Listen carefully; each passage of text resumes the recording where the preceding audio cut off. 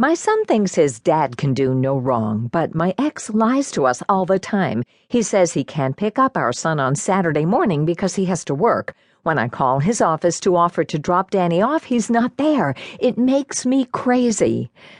My ex is constantly changing her plans and then expects me to change mine. I'm really tired of it. But what can I do? If my ex cancels visitation at the last minute, I can't leave the kids alone.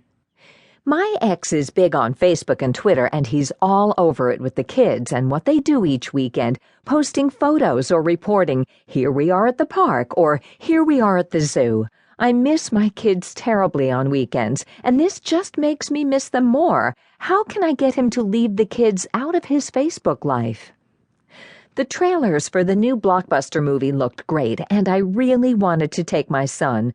I couldn't take him to the opening, though, because his dad had him then, so we agreed that we'd go the following weekend. But when he came home from his dad's, he told me they'd already seen it. I was told it was great. I wanted to kill my ex. How dare he? My son knew that I was looking forward to seeing the movie with him, and then his father pulls the rug out from under our plans. He does this all the time. He constantly undermines the fun things I have planned with our son.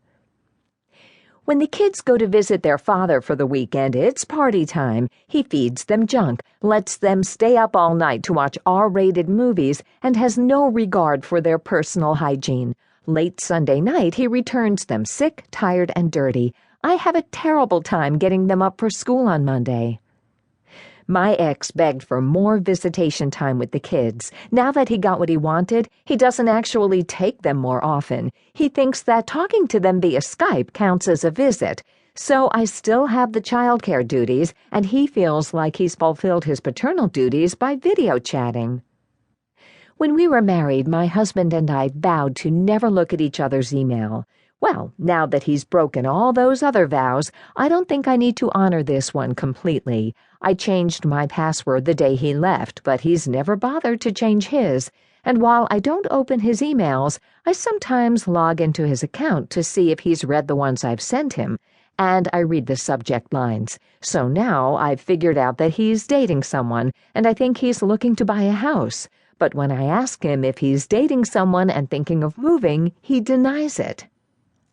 It's bad enough that my teenage daughter is forever on her phone texting her friends, but on the weekends she spends with me, I see her become visibly upset because her mom has texted her about something.